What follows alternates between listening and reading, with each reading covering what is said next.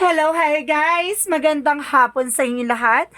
This is Shin from Masagara Channel, a faith healer, also mata reader. So ngayong hapon, natatagan natin na nagsasabihin sa inyo ng ating mga gabay. This is Archangel Michael messages for the sign of Leo. So Leo, welcome to my channel. Ano kaya ang messages, advices, the spirit guides ang ating masasaga for today's video? Kaya naman kayang energy or kaganapan sa buhay ng ating mga Leo signs, ang ating mga hagilap. So guys, this reading is a reading lamang, hindi lahat makaka-resonate. Kunin lamang po ang makaka-relate sa inyo and comment down below kung kaninong energy ang ating nasaga. And of course, don't forget to like and subscribe my channel and hit notification bell for more videos updates. Sa mga hindi pa po nakakapag-subscribe sa aking channel, please click yung subscribe button dyan sa baba for all bell para updated kayo sa mga videos na i-upload natin every time in every moment. So guys, kumapit-kapit ka dahil ito namin sa'yo ng ating mga gabay for the sign of Leo.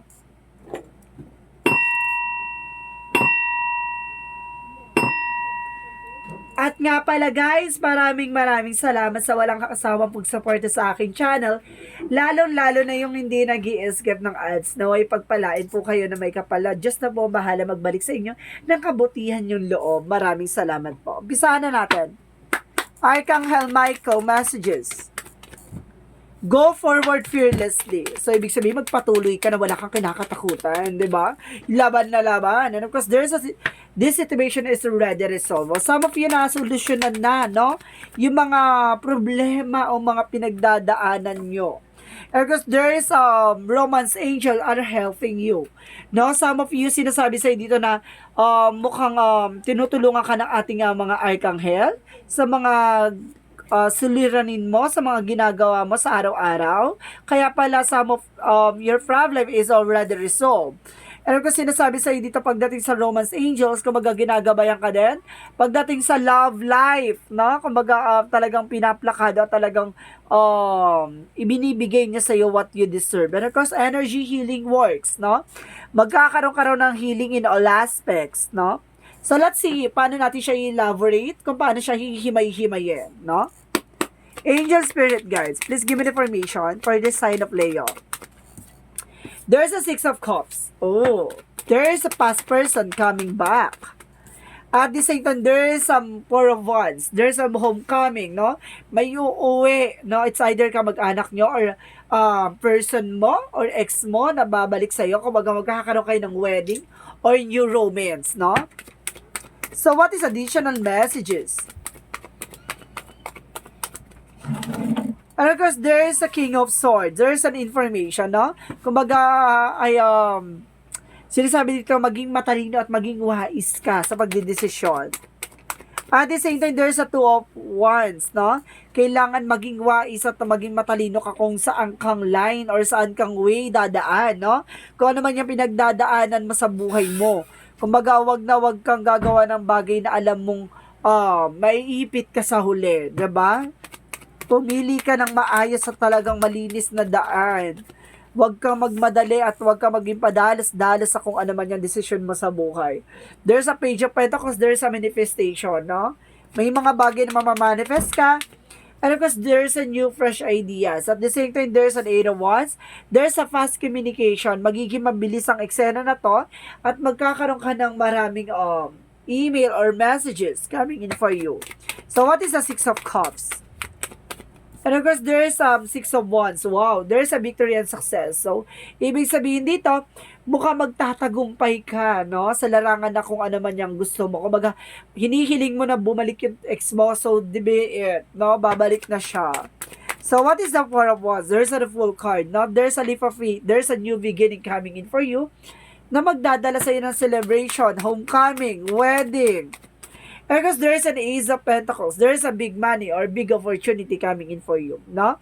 Kumbaga, maging matalino at maging wise kapag dating sa finances. Kasi, kumbaga, ibibigay natin pagkakalob na sa iyo ang malaking slot or malaking opportunities.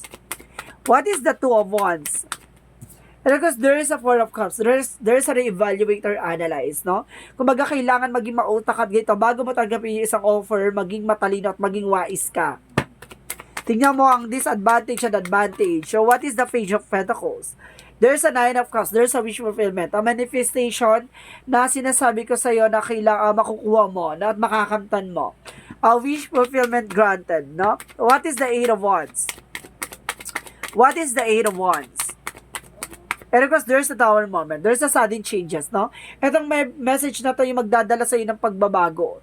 Kaganapan sa buhay mo, there's an information na babaguhin ka ng eksena. So, what is the Six of Cups and the Six of Wands? There's a Five of Cups. Ay, Five of Pentacles, sorry. Sinasabi dito, maging aware ka, no? Pagdating sa finances. Kung nagkaroon kayo dati ng problema ng iyong person, or suddenly nagkakaroon kayo ng argument pagdating sa finances, no? Kung sinasabi dito na magtatagumpay ka, na makaka-recover ka pagdating sa finances, makaka-recover ka rin pagdating sa love life. So, what is the Four of Wands? And of course, there's a justice card, no? Ito yung justice will serve, no? Kumbaga makukuha mo what you deserve. The wedding, the love life meant to be. And of course, the everlasting promises. Makukuha mo to. Kaya what is the Hermit card? May mga bagay na maglilinaw sa'yo. At may mga bagay na sasagutin lahat ng katanungan mo. No? And of course, there's a Seven of Wands. Protect your power, protect your energy. Hindi mo kailangan magmadali, hindi mo kailangan maging padalas-dalas. Be analyze and visualize anything or everything, no? Before you take an action, and of course, before you taking a decisions, you need to think twice and thrice and everything. Kumbaga, kailangan maraming beses mong pag-isipan. Hindi lang isang beses kasi kailangan proteksyonan mo yung grounds mo and territory mo. And even yourself. At the same time, there's a Knight of Pentacles.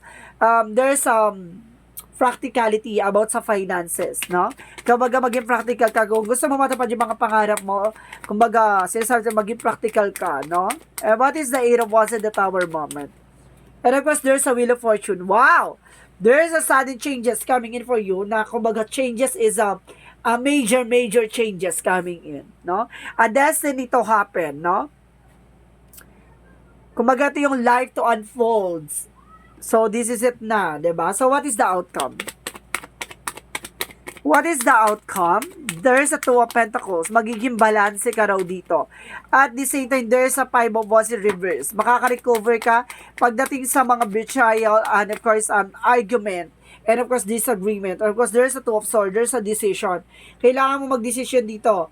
No, at maging iwasan at magkaroon ng aware no, sa mga tao sa paligid mo. There's an high priestess, there's an unexpected moment, or there's an hidden agenda or hidden enemies. Kaya mag-iingat ka bago ka magdesisyon, pag-isipan mo na maraming beses, no?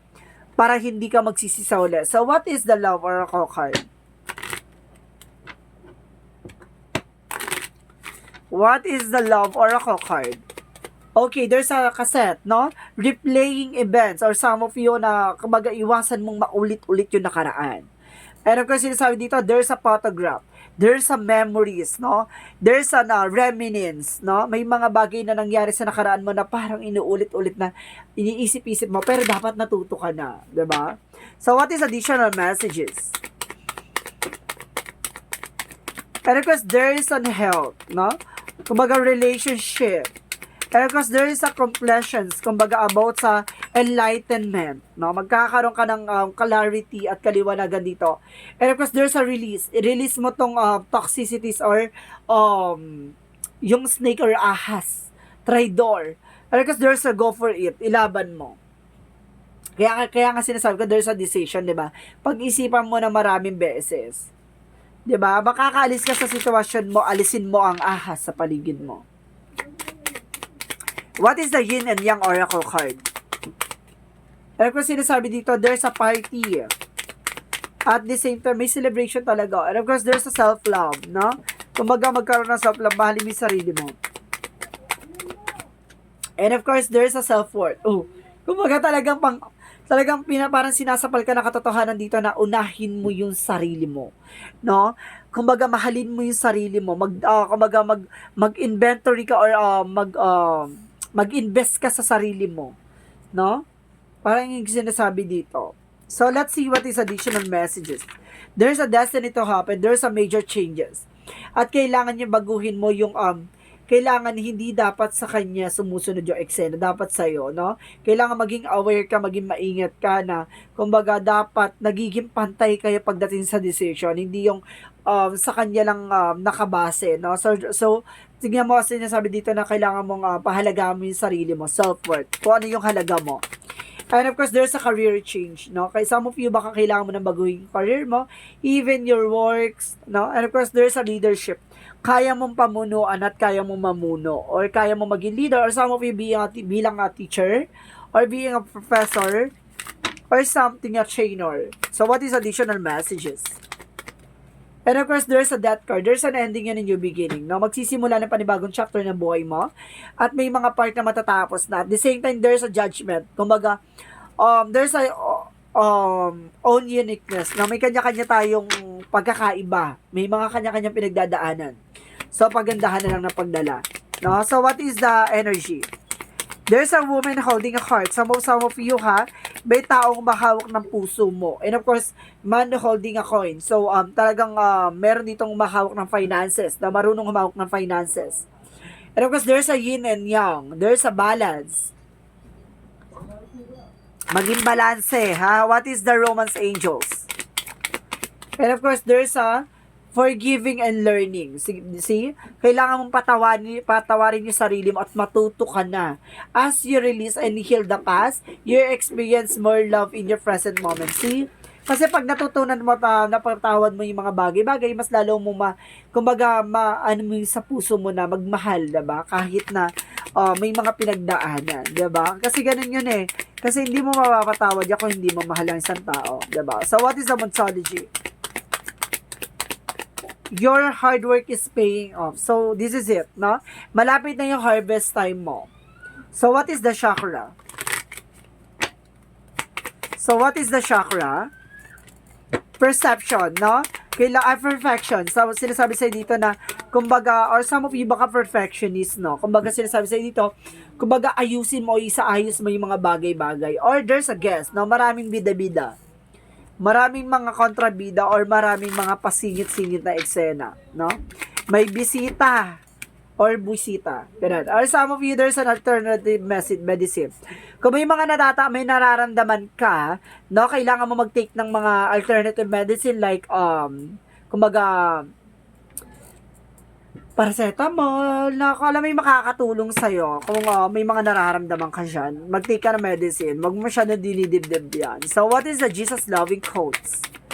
And of course, there's a whatsoever shall do will of my Father, which is in the heaven, the same my brother and sister and my mother. So, see?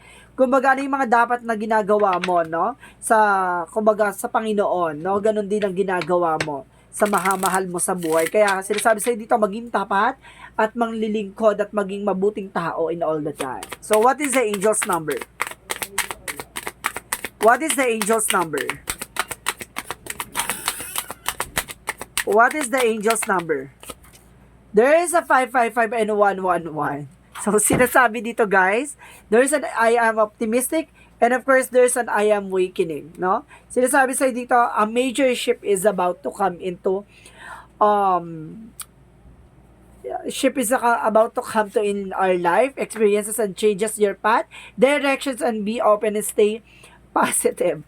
So, maging optimistic ka. So, may mga pinagdadaanan ka sa buhay mo, pero malagi ka magiging masaya. Diba? And of course, being positive always. And of course, there's a 111.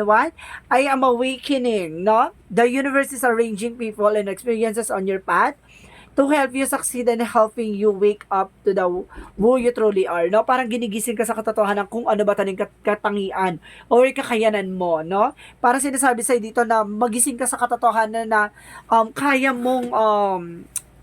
mong maging ikaw, diba? So, what is the messages of life? God sustain me. As I turn each day over to God, my worries is my resistance. Softness in the arms of God. Love, I find the inner peace, even in the challenging time. Today, my faith provides me with a great strength. I welcome all that comes my way, knowing that the love of God sustain me. So, ibig sabihin dito, alam mo na talagang, kumbaga, lahat ng pangamba at lahat ng mga pasanin mo sa buhay mo, kumbaga, alam mo na magkakaroon ka ng kapayapaan, no? Alam mo na kaisa mo ang Panginoon at kaisa mo ang ating mga gabay sa pagtulong sa iyo kung ano man yung mga pinagagawa mo sa buhay mo. No, ano man yung nangyayari sa buhay mo, alam mo, akaakibat nito ay kabutihan at makakabangon ka muli sa kalugmukan. No, sinasabi sa dito, magtiwala at maniwala. So this is it. So this is Archangel Michael messages for the sign of Leo. This reading is a reading lamang, hindi lahat makaka-resonate. Kunin lamang pa makaka-relate sa inyo and comment down below kung kaninong energy ang ating nasagap. Maraming salamat sa walang sawang pagsuporta sa akin channel. Lalo-lalo na hindi nag-i-skip ng ads na way pagpalain kayo na may kapal. And of course, don't forget to like and subscribe my channel and hit notification bell for more videos update. And of course, comment down below your full name, birthday, and of course, location nyo kung asan man kayo sulok ng mundo para sa susunod na reading natin. Baka energy mo na ang masagap at mahagilap ng ating mga gabay. Maraming salamat and see you in the next video. Bye-bye and babush!